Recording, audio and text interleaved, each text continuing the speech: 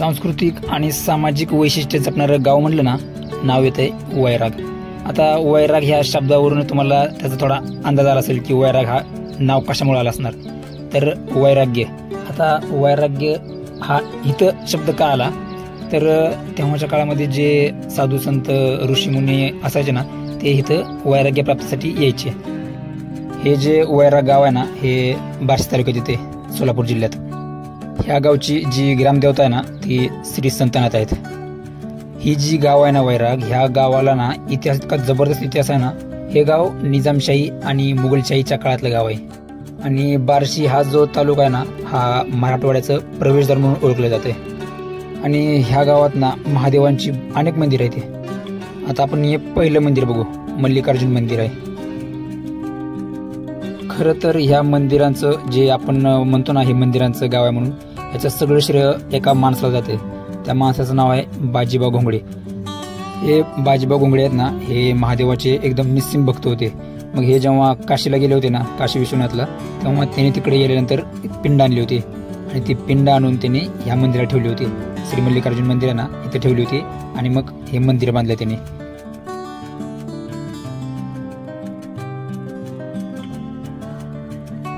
मंदिर आहे ना, हे एकदम भव्य मंदिर आहे. त्याला तटबंदी आहेत, पूर्ण दगडाची तटबंदी आहे. आणि समोर एक विहीर आहे, छोटीशी विहीर तुम्हाला दाखवतो.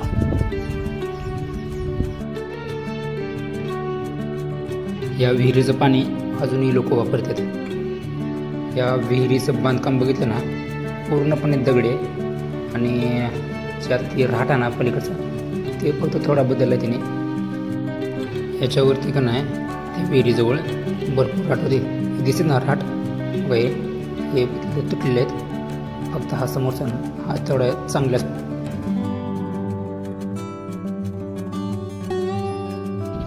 कार्तिक पौर्णिमेला या मंदिराला पूर्णपणे तेलांच्या दिव्यानं सजवले जाते.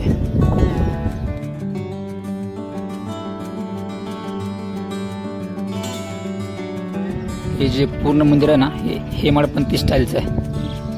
हेमाडपंथी ही जी स्थापत्यशैली आहे ना, ही यादवांच्या काळात चालू झालेली आहे. तेव्हाच्या काळामध्ये एक स्थापत्यकार होता, त्याचं नाव होतं हेमाद्र पंडित. मग त्या हेमाद्र पंडितच्या नावावरूनच हे हेमाडपंथी नाव आले. मंदिराच्या सुरुवातीला नगारखाना आहे. हे जे आपण किल्ले होते ना, हे त्या खरं त्या किल्ल्याच्याच आकारामध्ये केलेलं आहे. आणि समोर 2 दीप मनोरे आहेत.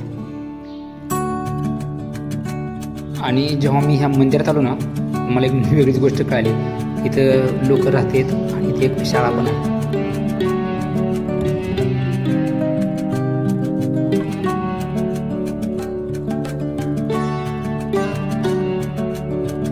या दगडी मनोरा आहे ना, याच्यामध्ये जाता येते, पण आतला जरा थोडा ती ढाचा ढासळ आहे, त्याच्यामुळं वर जाता येत नाही. आणि हे समोर दिसतं ना, हे सगळ्या ओवऱ्या आहेत, त्याच्यामध्ये लोक राहतात.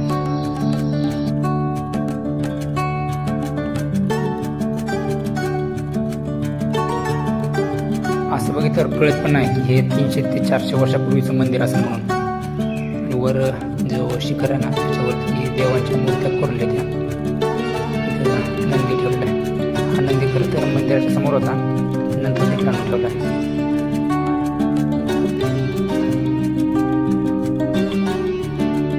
हे व्याल चित्र, हे चित्र जवळजवळ तुम्ही कुठल्याही मंदिरात गेला ना, या सगळ्या मंदिरात हे चित्र असतात. हे व्याल चित्र जे असतात ना, ह्याच्यामध्ये एक प्राणी नसतो, ते 3 ते 4 प्राण्यांचा मिळून ते एक प्राणी केलेला असतो. ते आता तुम्ही बघा, ही जी स्थापत्यशैली आहे ना हेमाडपंथी, ती कशी आहे हे बघा. ही जी शिळा आहे ना, ती अखंड आहे. नंतर तिला कोरून कोरून ते खांब केलेले आहेत. हेमाडपंथी स्थापत्यशैलीची वैशिष्ट्यता काय माहिती आहे का, तर ह्याच्यामध्ये कुठल्याही प्रकारचा, म्हणजे हे बांधताना कुठल्याही प्रकारचा चुना किंवा ते बाकीचे जे असते ना, ती माल कुठलाही टाकला जात नव्हता. दगडामध्ये गुंफायचे, ते काच करायचे आणि त्याच्यामध्ये ठेवायचे दगड.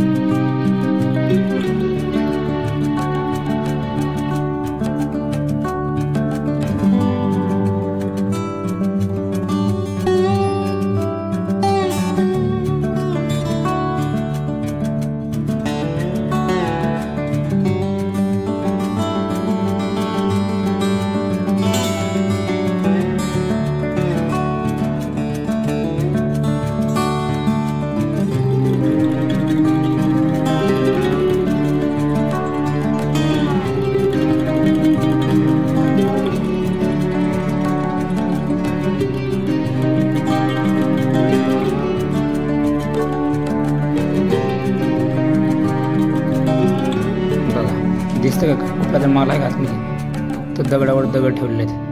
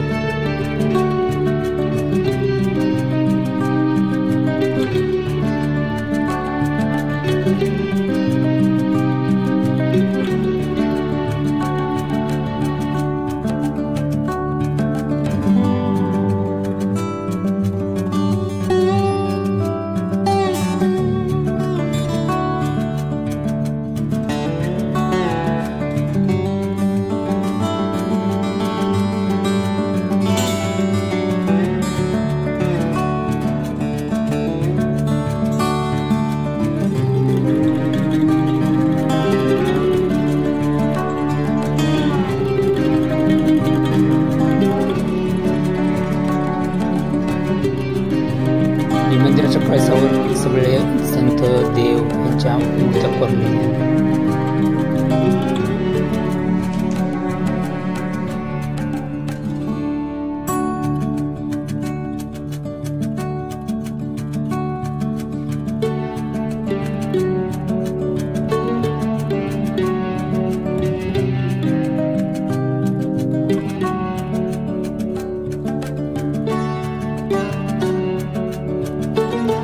आता मल्लिकार्जुन मंदिर बघितलं, आता त्याला शेजारीच एक मंदिर आहे, संत एकनाथांचं मंदिर आहे, तिथं जाऊ आपण.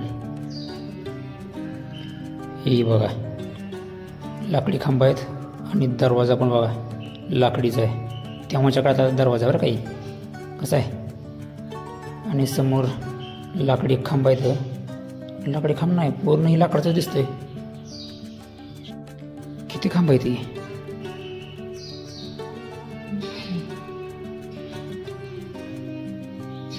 18-19 खांब दिसते ती. लाकडाचं कशाचं आहे, लाकडूच येईल होई होई, चिरा पडले लाकडं जाई. किती भारी दिसते. आता हे मला तुम्हाला व्हिडिओमध्ये बघताना असं दिसतंय, रिअलमध्ये तुम्ही बघाल नाही ते येऊन मस्त दिसतंय एकदम. तिथं कोण सगळे नामदेव महाराज, हे महाराज संत, तुम्हाला सांगितलं ना का, हे संतांची भूमी आहे खरं तरी, ऋषी मुनींची वैराग्य प्राप्तीसाठी आलेले जे होते ना त्यांची भूमी. हे सगळं लाकडी, वेगळं वाटतं बरं का असलं लाकडी बघायचं म्हणल्यावर. ही लाकडी नाही, ही दगडाचं आहे.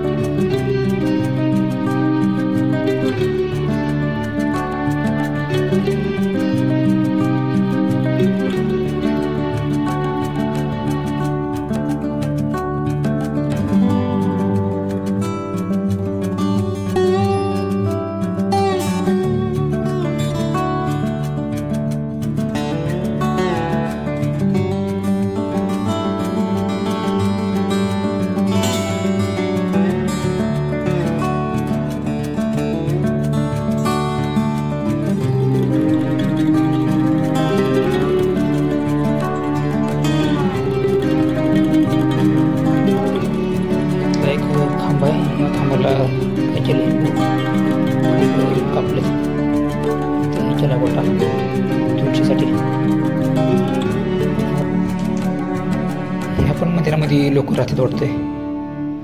सगळ्याच मंदिरात लोक इथे राहतात काय. पाठीमागून असं दिसतंय मंदिर.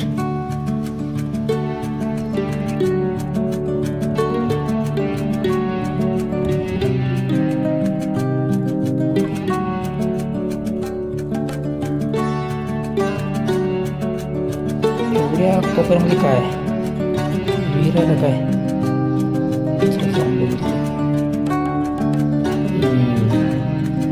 आड आहे आड.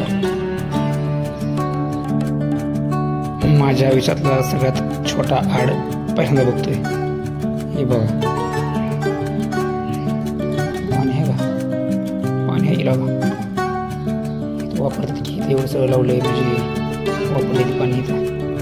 लोक राहतात म्हणजे एवढं असणारच की.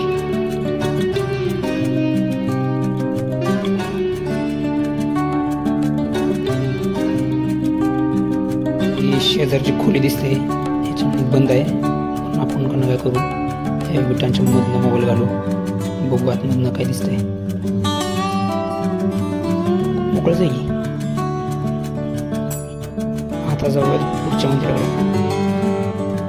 ही घरं बघा जुन्या काळातली किती मस्त दिसत बघा.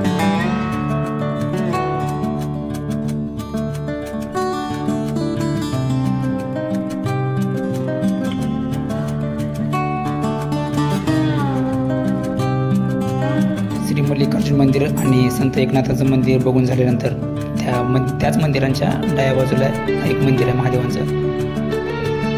काही म्हणा बघा पण आपण जेव्हा मंदिरात जवळ जातो ना एक वेगळीच शांती किंवा एक वेगळी एनर्जी असते. तर हे पुढचं मंदिर बाकी काही कुठे केलेले आहे.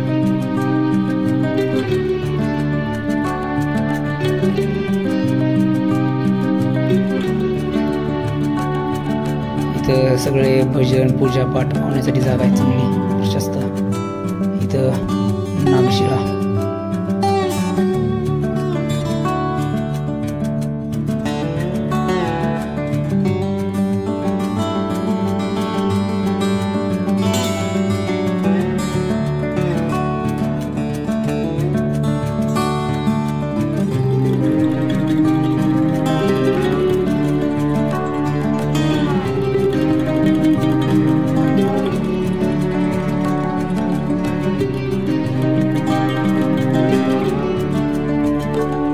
इथं जेवढी मंदिर आहेत ना त्या सगळ्यांचा शिखर कळस असाच आहे.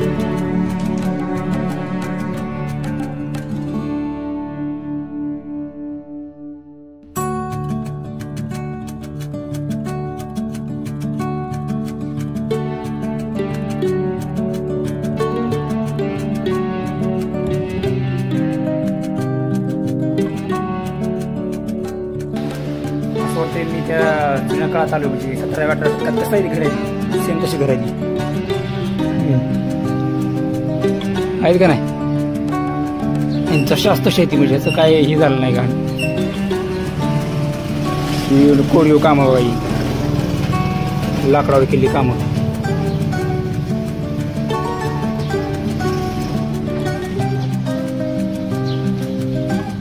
जा त्या मंदिरात.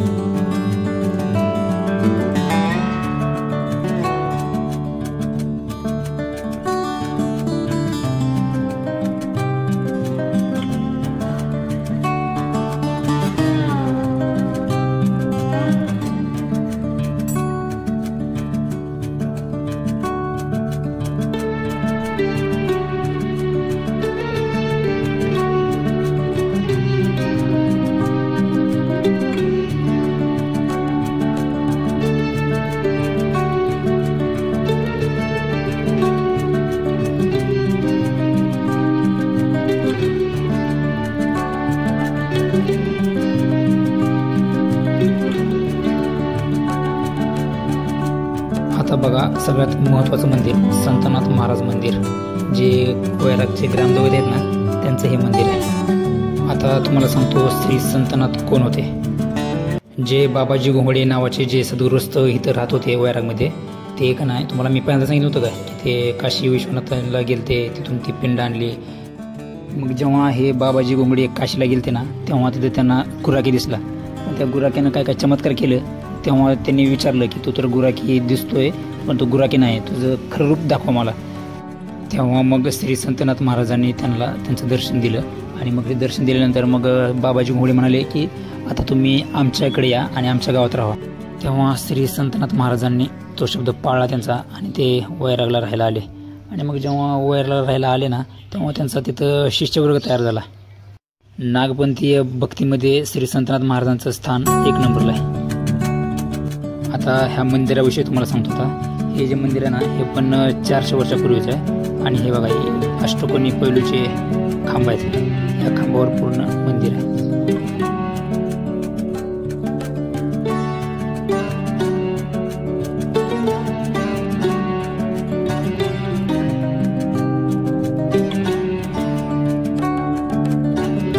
आता तुम्हाला सगळ्यात महत्त्वाची जागा दाखवतो.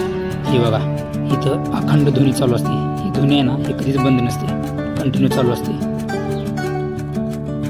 श्री संतनाथ महाराजांचा जो उत्सव असतो ना तो श्रावण महिन्यामध्ये असतोय, नारळी पौर्णिमेला. एकादशीपासून ते पौर्णिमेपर्यंत महाराजांचा जो छबिना आहे ना त्याचा उत्सव पण असतो.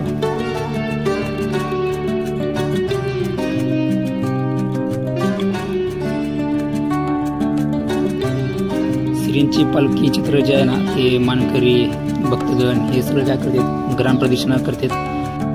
पालखीची ग्रामप्रदक्षिणा पूर्ण झाली ना मग हे सगळे गावाचे जे तळ आहे ना त्या तळाकडे येतात आणि तिथं दहीहंडीचा उत्सव पूर्ण करतात. मग काय हे सगळे झाले की मग शेवटी आतिषबाजी होते आणि मग पूर्ण ही जी जत्रा आहे ना संपन्न होते.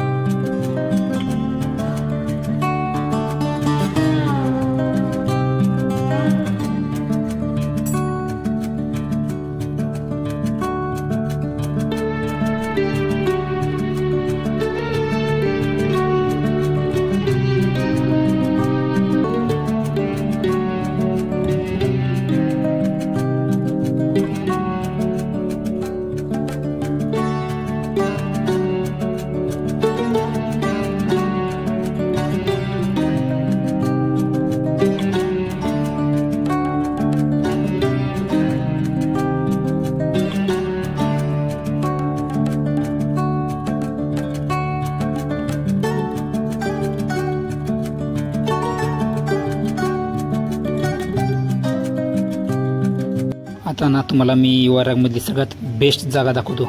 जागा म्हणजे कसं एक खाण्याचं ठिकाण आहे, त्याचं पण नाव श्री संतनाथच आहे. आणि हे हॉटेल फक्त नाश्त्यासाठी फेमस आहे. आणि तुम्ही इथली फक्त पुरी भाजी खावा एकदा 40 रुपयाला.